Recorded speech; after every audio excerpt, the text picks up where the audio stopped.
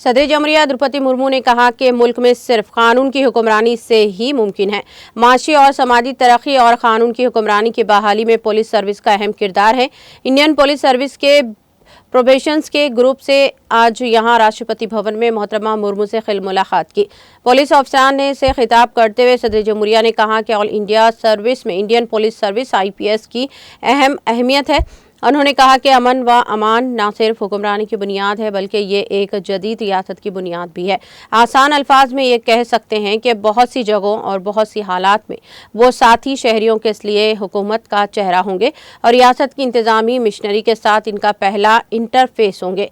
सदर जमहूरिया ने कहा कि चूंकि आने वाले बरसों में हिंदुस्तान नई बुलंदियों को छूने का इरादा रखती है, ऐसे में पुलिस अफसरान का किरदार और भी अहम हो जाता है।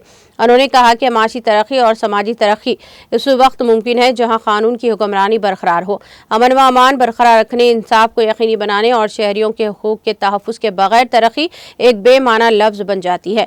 मोहतरमा मुर्मू ने इस बात पर खुशी का इजहार किया कि हालिया बरसों में इंडियन पुलिस सर्विस में ख़वातीन अफसरान की तादाद में तेज़ी से इजाफा हुआ है।